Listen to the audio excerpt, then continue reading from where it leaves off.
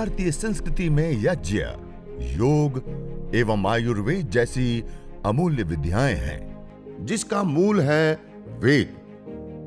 इतिहास की ओर दृष्टि डालें तो भगवान राम, भगवान कृष्ण से लेकर राजा महाराजाओं, ग्रामवासियों व अरण्यवासी ऋषियों की कुटियों तक नित्य व नैमित्तिक यज्ञों का प्रचलन देखने को मिलता है।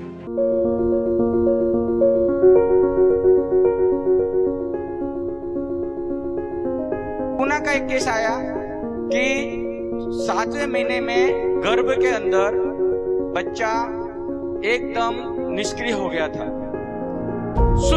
छोटा हो गया था पूरा, और डॉक्टर ने बोला कि अब तो अबॉर्शन करना पड़ेगा इसका। वहां से फोन आया तो हमने डॉक्टर तारा सिंह जी जो आपके बीच में है यहाँ पर, उनसे बात की तो उन्होंने बोला कि उनको यज्ञ कराओ। लेखा माता जी के माध्यम से, डोंबिवली से उनसे बात हुई तो नीचे यज्ञ के हवन कुंड के नीचे उसमें ड्राई फ्रूट का लेवल बिछाया गया, सभी तरह के ड्राई फ्रूट उसमें लगाए गए और फिर यज्ञ चालू किया। देखिए 2 महीना यज्ञ करने से वो बच्चा वापस पुष्ट हो गया और नॉर्मल डिलीवरी हुई उसकी, और प्रॉपर वजन जो होना चाहिए 2 किलो 900-800 ग्राम वो उसने बच्ची को जन्म दिया। मेरी माताजी आज 84 इयर्स की हैं, 3 बार पैरालिसिस हो गया, हमने 3 बार उसको ठीक कर लिया। आज वो अपने पैरों पे चलकर जाते हैं। रोज यज्ञ हमारे साथ में सोफे पे बैठ के सब सुनते हैं, उनको पूरा यज्ञ याद है। लेकिन एक भी परिवार का मेंबर, जब से हम आज 5 साल से यज्ञ कर रहे हैं, हमारा एक भी फैमिली मेंबर आज हॉस्पिटलाइज नहीं है, डॉक्टर की मेडिसिन नहीं ले रहा है, और ज्यादा से ज्यादा अभी हम योग और यज्ञ को ही बढ़ाते चले जा रहे हैं।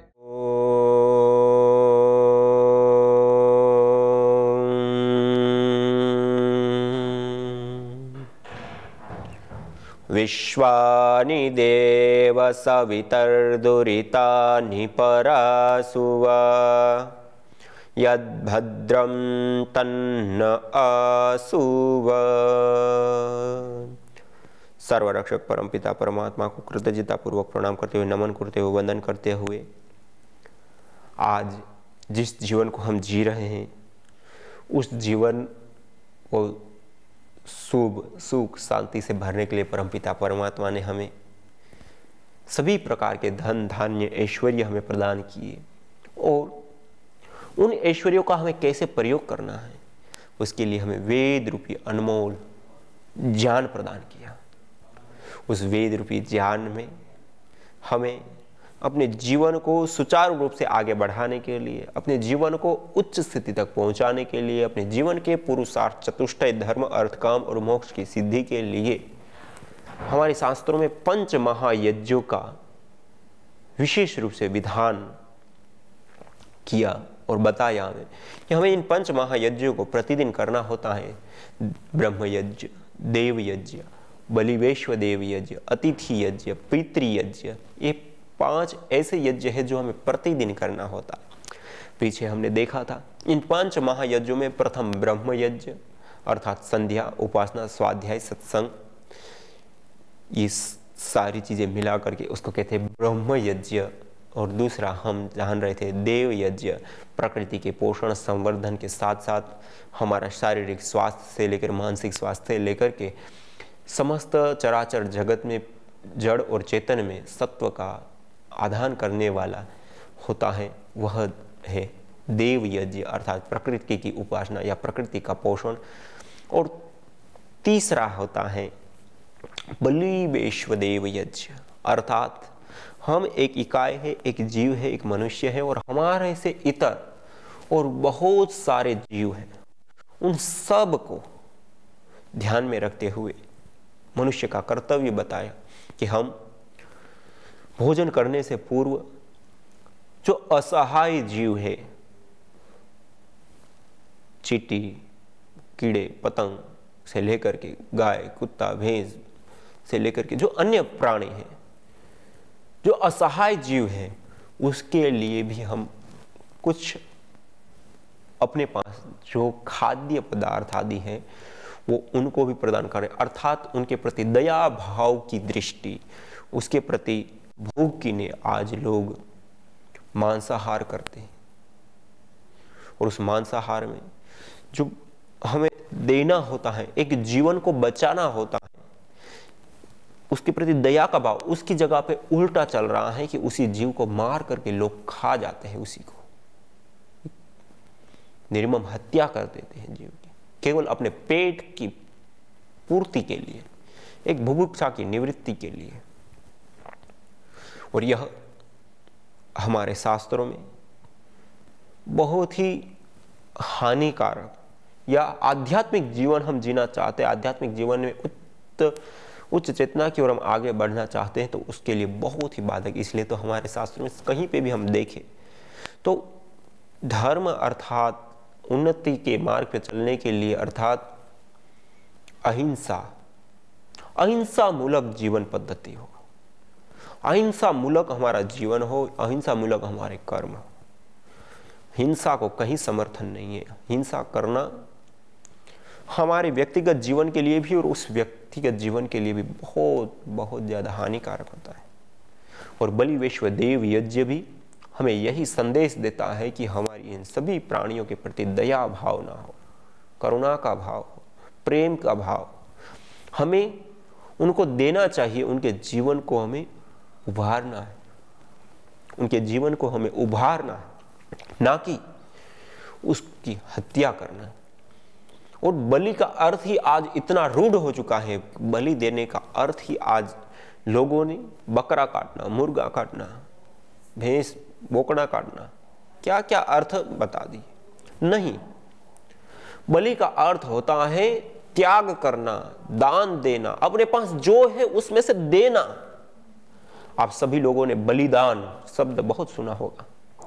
इन वीर महापुरुषों ने, इन वीर पुरुषों ने, इन महापुरुषों ने अपना योगदान दिया, बलिदान दिया, राष्ट्र में, राष्ट्रहित में अपने जीवन का बलिदान चढ़ा दिया। इस प्रकार के कई सारे आप शब्दों को सुनते होंगे। ये बलिदान क्या है?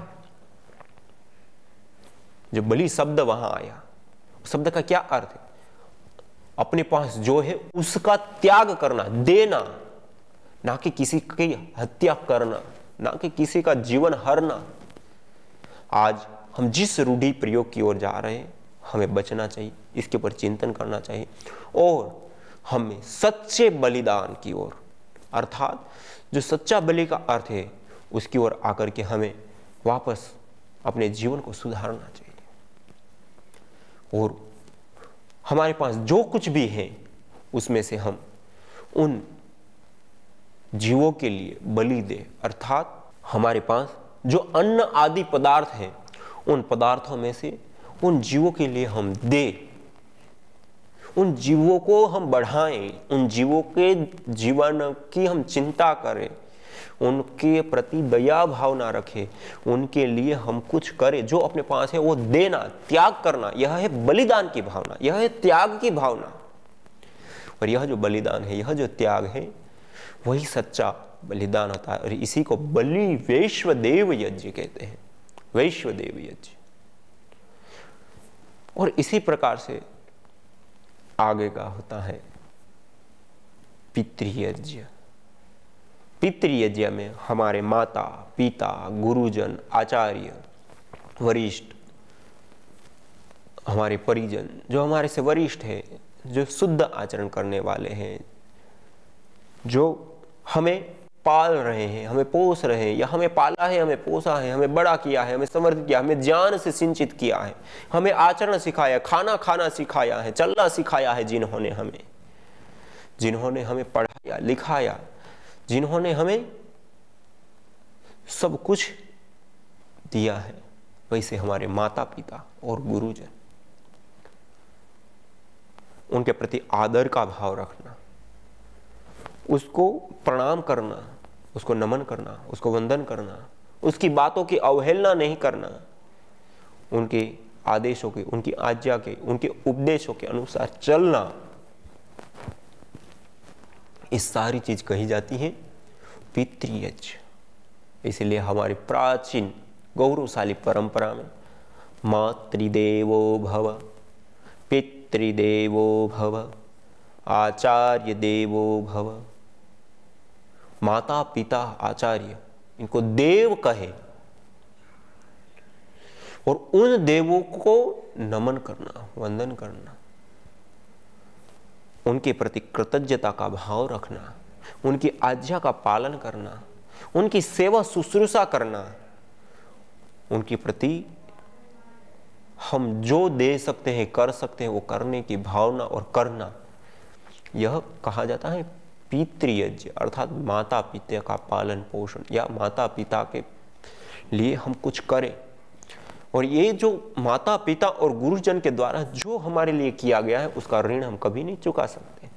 इसलिए जब गुरु के पास शिक्षा के लिए शिष्य जाता है और जब शिक्षा लेकर के जब दीक्षांत समारोह होता है, तो उस समय उसको दक्षिणा देने के लिए कहा जाता है। आप गुरु के लिए आप दक्षिणा दें, और वो गुरु दक्षिणा जब दी जाती है तो उसका कोई मूल्य नहीं होता है, अमूल्य माना जाता है। इसी प्रकार कोई हम यज्ञ याग आदि अपने घर में कराते हैं कोई श्रेष्ठ पुरुषों से, तो उस समय भी उनको दक्षिणा दी जाती है। वैसे ही माता पिता के साथ भी और गुरुजनों के साथ भी जो उन्होंने हमारे लिए आज तक किया है, उसके लिए हम दक्षिणा देते हैं। एक प्रकार से माता पिता के लिए तो दक्षिणा भी नहीं होती, तो गुरुजन और अन्य लोगों के लिए, माता पिता के लिए तो दक्षिणा भी नहीं। कहने का अभिप्राय है कि हम जिन सुख सुविधाओं को लिए हैं, जिन्होंने हमें पाला पोछा, वो अमूल्य चीजें होती। एक हम समाज के अंदर देते हैं मान दे कि इतना काम कर दो तो इतने रुपए मिलेंगे, एक काम कर दो तो इतना मिलेगा। एक होता है मान दे। उस मान दे का ही एक दूसरा रूप अर्थात श्रेष्ठ रूप होता है जब यज्ञ यागादि या गुरुजन कभी हमें ज्ञान प्रदान करते हैं, तो उसका और कोई मानदेय जैसा शब्द निम्न हो जाता है वहां, इसलिए उसको दक्षिणा कहा। और वहां मानदेय नहीं, और उस दक्षिणा की कोई आकलन है कि इस इतना काम करने पर इतनी दक्षिणा, ऐसा नहीं होता है। इसी प्रकार जैसे यहां मानदेय होता है, ऐसे यहां दक्षिणा होती है, लेकिन माता पिता के लिए वो भी नहीं होता। आप कुछ नहीं कर सकते। माता पिता का पालन पोषण और उनके प्रति जीवन भर कृतज्ञ रहना और उनकी आज्ञा का पालन करना, उसकी सेवा करना, उसकी शुश्रूषा करना, यही एक हमारे पास है। कोई कहे कि माता पिता ने हमारे लिए 20 वर्ष 25 वर्ष लगाए हैं, हमें इतना बड़ा कर दिया, हम बहुत धनवान हो गए, मान लो बालक बहुत ही धनवान हो गए, और कह दे कि हम जितने साल उन्होंने कहा उतने लाख रुपए दे देंगे, एक एक साल का 1-1 लाख के हिसाब से उनको चुका दे, 1-1 करोड़ के हिसाब से चुका दे कि जितने साल 25 साल उन्होंने हमें पाला पोछा बड़ा किया, ये सब किया हमारे लिए, तो हम 25 करोड़ रुपए दे देते हैं उनका संबंध पूरा। ये नहीं होता है, नहीं हो सकता, ना वो हो पाएगा। क्यों? क्योंकि वो जो माता पिता के साथ जो उसका संबंध है वो अलग है। वो मानदेय का नहीं, वो दक्षिणा का नहीं, वो एक अलग ही संबंध है। इसलिए माता पिता को तृप्त रखना, माता पिता को प्रसन्न रखना, माता के पिता के प्रति श्रद्धा रखना, उसको प्रसन्न रखना, उसकी आज्ञा का पालन करना, उसकी सेवा शुश्रूषा करना, उनकी आवश्यकताओं की पूर्ति करना, इसके अलावा हम कुछ नहीं कर सकते। और उन्होंने तो हमें इस जीवन दिया है, उन्होंने तो हमें इस धरती पर लाया है, तो उन्होंने कितना बड़ा हमें उपकार किया है। और इतना ही नहीं, छोटे बालक से लेकर के बड़े हुए तब तक उन्होंने जो जो तपस्या की है हमारे लिए, वो कभी भी हम नहीं चुका सकते। इसलिए उस माता पिता की आज्ञा का पालन करना, उसकी सेवा शुश्रूषा करना, उसके अनुकूल बर्ताव करना, उनकी आवश्यकताओं की पूर्ति करना, यह है पितृयज्ञ। और 5वां होता है अतिथि यज्ञ। अतिथि अर्थात जिसकी तिथि निश्चित नहीं होती, अतिथि, तिथि मानी तारीख, समय जिसका निश्चित नहीं होता है उसको कहते हैं अतिथि। बिना तारीख का, बिना समय के जो हमारे आंगन पे आते हैं, हमारे घर पे आते हैं, उसमें भी श्रेष्ठ पुरुष हो, समाज सेवी हो, राष्ट्र उत्थान के लिए कार्य करने वाले हो, साधु हो, संत हो, महात्मा हो, आध्यात्मिक जीवन को पोषित कर रहे, पल्लवित कर रहे, आगे बढ़ा रहे, अपने जीवन से दूसरों को प्रेरणा दे रहे, राष्ट्र के लिए, समाज के लिए, संसार के लिए कुछ उपकार के लिए करते हैं, जो एक श्रेष्ठ आचरण कर रहे हैं, जिसका जीवन आचरणीय है, सराहनीय है, विद्यावान है, मेधावी है, जो परोपकारी है, ऐसे जो श्रेष्ठ पुरुष होते हैं, श्रेष्ठ लोग होते हैं और हमारे आंगन पे आते हैं बिना तिथि, तो उनका स्वागत करना, सत्कार करना, उनको अपने घर के अंदर बुलाना, उनके लिए भोजन आदि की व्यवस्था करना, आवास आदि की व्यवस्था करना, या इस प्रकार की जो भी सेवा शुश्रूषा वो करना और उसके साथ बैठ करके स्वाध्याय करना, अर्थात उनके पास जो ज्ञान है, उनका जो अनुभव है, उस ज्ञान को, उस अनुभव को ग्रहण करना, इसको कहते हैं अतिथि यज्ञ। और इन पांचों महायज्ञों को मिला करके, यही पांचों महायज्ञ मिल करके हमारे जीवन को पूरित करते हैं, हमारे जीवन को पोषित करते हैं, चाहे वो हमारा आत्मिक उन्नति के लिए ब्रह्म यज्ञ हो, शारीरिक, मानसिक और पर्यावरण की उन्नति के लिए देव यज्ञ। इसी प्रकार से बलि वैश्व देव यज्ञ, जो हमारे संपर्क में आने वाले सारे जीवों के प्रति दया भावना और जो हमारे पास है वो उनको देने की भावना, और उसके बाद पितृयज्ञ, जिन्होंने हमें जन्म दिया, माता पिता गुरुजन जिन्होंने ज्ञान दिया, उनके प्रति कृतज्ञता, सद्भाव, सत्कार, और पांचवा अतिथि यज्ञ, जो ज्ञानी जन, श्रद्धावान, साधु संत, महात्मा, समाज सेवी, राष्ट्र सेवी, उत्तम आचरण वाले जब हमारे घर पे आते हैं तो उसके लिए आहार विहार आदि की व्यवस्था, भोजन आदि की व्यवस्था, या उसके साथ साथ सत्संग स्वाध्याय आदि करना, आवास की व्यवस्था करना, यह अतिथि यज्ञ। ये 5 महायज्ञ हमें अपने जीवन में प्रतिदिन करने होते, और इस 5 महायज्ञों को करने से हमारा यह संपूर्ण जीवन ऐश्वर्य से भरता है, शुभ से भरता है, सुख से भरता है, शांति से भरता है, सद्भावनाओं से भरता है। और इन 5 महायज्ञ जहां जहां जितने जितने टूटेंगे, जितने जितने हम नहीं करते हैं, जितना जितना उसको बाधित करते रहते हैं, जितना जितना इसका आचरण नहीं करते हैं, उतना ही हम इन 5 महायज्ञों का पालन ना करके हम अपने जीवन में दुखों को आमंत्रित कर रहे हैं, दुखों को हम आमंत्रण दे रहे हैं। हमें यदि सुख चाहिए तो इस प्रकार से चले, और यदि दुख चाहिए तो इससे विपरीत। जितना जितना इसका पालन करेंगे उतना उतना हमारे जीवन में सुख होगा, शांति होगी, समृद्धि होगी, सद्भावना होगी, अच्छाई होगी। और जितना जितना इससे हम वंचित होंगे, दूर होंगे, उतना ही ज्यादा हमारे जीवन में और इस जगत में अशुभ, दुख, दरिद्रता, क्लेश, पीड़ा, अज्ञान, अभाव, दरिद्रता, जो भी दुख है वह सारे के सारे दुख बढ़ते हैं धीरे धीरे धीरे धीरे। इसलिए यज्ञ एक ऐसा, इसलिए यह 5 महायज्ञ एक ऐसा श्रेष्ठ उपाय है हमारे जीवन को शुभ से और सुख से भरने का, कि हम उसकी कल्पना भी नहीं कर सकते। इसलिए तो हमारे ऋषियों ने उसको देखा, उसको जाना, उसको परखा, और एक निष्कर्ष रूप में, निचोड़ रूप में जो चीजें सामने आई वो हमें बहुत ही सरल रूप में, सहज रूप में एक राजपथ की तरफ बना करके दी कि ये है, ऐसे ऐसे चलो आप। हम कोई भी जिस जीवन को जी रहे हैं उस जीवन में हम सुख चाहते हैं। जो भी क्रिया करते हैं, कर्म करते हैं, जो भी हम कुछ करते हैं, उसके मूल में एक हमारी चाहना मूल होती है, वह होती है सुख की चाहना। और वह सुख की जो चाहना है उसकी पूर्ति होती है किसी माध्यम से, तो वह होता है यज्ञ, हवन, अग्निहोत्र। ये 5 महायज्ञ संस्कृति की प्रतिष्ठापना। और जब हम इस संस्कृति के साथ जुड़ते हैं तो उससे हम इन सारी चीजों की सिद्धि कर लेते हैं। इसलिए इन 5 महायज्ञों का हमारे जीवन में बहुत बड़ा महत्व होता है, और इन 5 महायज्ञों का आचरण कर हम अपने जीवन को शुभ से, सुख से, शांति से, समृद्धि से, सद्भाव से, अच्छाइयों से हम भरते हैं अपने जीवन को।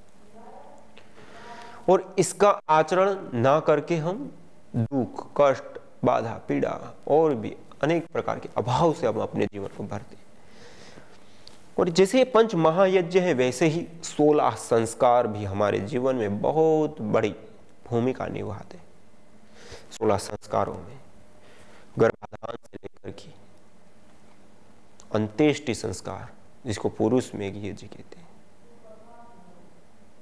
हमारा जन्म से लेकर के मृत्यु पर्यंत, जन्म से पूर्व से लेकर के मृत्यु पर्यंत जो 16 संस्कार, वो 16 के 16 संस्कार भी हमारे जीवन को पल्लवित और पोषित करने वाले होते हैं, हमारे जीवन को संवर्धित करने वाले होते हैं। इसलिए परम पूज्य श्रद्धेय स्वामी जी महाराज बार बार कहते हैं, पंच महायज्ञों की, 16 संस्कारों की, चतुर्वर्णाश्रम धर्म की जो यह प्राचीन गौरवशाली परंपरा है, सा प्रथमा संस्कृति विश्ववारा, 1,96,08,53,120 वर्ष पुरानी सा प्रथमा संस्कृति विश्ववारा, इस संसार की सबसे प्राचीनतम संस्कृति कोई है तो वह यह याज्ञिक संस्कृति है, यह योग की संस्कृति है, आयुर्वेद की संस्कृति है, पंच महायज्ञों की संस्कृति है, 16 संस्कारों की संस्कृति है, चतुर्वर्णाश्रम धर्म की संस्कृति है, 4 वेद, उपनिषद, दर्शन, ब्राह्मण ग्रंथ, ऐतरेय ग्रंथ, तैत्तिरीय ग्रंथ, मनुस्मृति, नीति शास्त्र, इन शास्त्रों की परंपरा, शिक्षा, इन शास्त्रों से शिक्षा जो प्राप्त करते हैं, ये जो परंपरा है वो बहुत ही विशेष और महत्वपूर्ण है। इसलिए हम अपने जीवन में इस संस्कृति को यदि हम धारण करते हैं तो निश्चित रूप से, जैसे मैंने पूर्व में कहा कि संस्कृति मानव समाज की जड़ होती है। जैसे पेड़ की जड़, पेड़ अपनी जड़ को छोड़ देता है तो समूल नष्ट हो जाता है, सूख जाता है, अपने अस्तित्व को खो बैठता है। वैसे ही मानव समाज जब अपनी संस्कृति को, शुभ को, जब अपनी संस्कृति को छोड़ देता है तो अपने अस्तित्व को खो बैठता है, दुख को प्राप्त करता है, कष्ट को प्राप्त करता है। इसलिए हम अपनी संस्कृति की ओर आए, अपने मूल की ओर लौटे, अपनी जड़ के साथ जुड़े, यज्ञ के साथ जुड़े, योग के साथ जुड़े, आयुर्वेद के साथ जुड़े, स्वदेशी के साथ जुड़े, प्रकृति के साथ हम जुड़ करके जीवन को जिए। यह है हमारी संस्कृति की पावनी परंपरा, श्रेष्ठ परंपरा, जिसमें जीवन को आलोकित करने वाली, जीवन को सुख से और शुभ से भरने वाली, जीवन में सद्भावना और अच्छाइयों को भरने वाली यह श्रेष्ठतम विधा और विद्या होती है।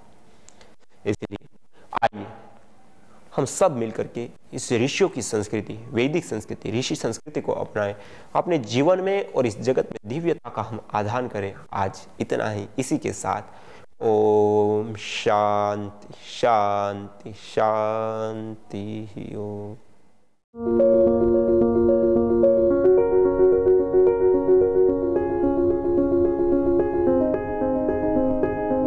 जिनको दमा अस्थमा रहता है, ऐसे कई पेशेंट हमारे पास में हैं। जबकि अस्थमा और दमा वाला जो पेशेंट है वह अगरबत्ती और धुएं से भागता है, वो सहन ही नहीं कर पाता, उसे तकलीफ होने लगती है, सांस फूलने लगती है उसकी।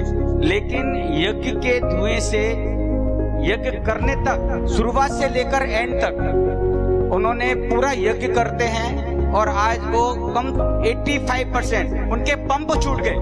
जो दमास्थमा के जो उनके पंप थे वो भी छूट गए यज्ञ करने से, और वो नियमित रूप से अपने घर में गूगल की ध्वनि आज भी ले रहे हैं और उन्हें पूर्ण लाभ मिल रहा है। हम कई घरों में यज्ञ कराने गए, कई घरों में, और हमने पाया कि दमास्थमा वाला पेशेंट यज्ञ को छोड़कर अंदर घर की ओर भागता है, अंदर रूम की ओर भागता है। बोले नहीं बाद में चालू करना, पहले हमको अंदर जाने दो। तो हमने उनको बताया कि जब आपको तकलीफ होने लगे तब आप अंदर चले जाना, जब तक तो बैठो, अभी तो हमने कुछ भी जलाया नहीं है। जब जलेगा, धुआं होगा, तब आपको महसूस होगा ऐसा कि चलो कोई बात नहीं, हम तकलीफ हो रही है तो आप अंदर चले जाना। तो हमने ऐसा पाया कि जैसे ही हमने यज्ञ चालू किया, यज्ञ चालू करने के बाद में जैसे हमने घी की उसमें आहुति चालू की और वो व्यक्ति पूरा यज्ञ के समय तक बैठा रहा और पूरा लाभ उसे मिला। तो दमास्थमा वाले पेशेंट को तो मैं बोलूंगा कि उसे नियमित रूप से यज्ञ करना चाहिए। यज्ञ भारतीय संस्कृति का मूल है। तो आइए हम संकल्प लें, संसार के श्रेष्ठतम कर्म यज्ञ को अपनाएं। पिंड और ब्रह्मांड में संतुलन कायम करने वाले यज्ञ को अपने जीवन का अभिन्न अंग बनाएं एवं प्रकृति मां के प्रति अपने ऋणों को अदा करें। विश्व स्वास्थ्य का एक नारा, यज्ञ से होगा जग उजियारा। भारतीय संस्कृति की अमूल्य विरासत यज्ञ की महिमा को जानने हेतु वैदिक चैनल पर प्रतिदिन प्रातः एवं सायं 11:30 बजे यज्ञ महिमा कार्यक्रम से जुड़े। विशेष जानकारी हेतु संपर्क करें।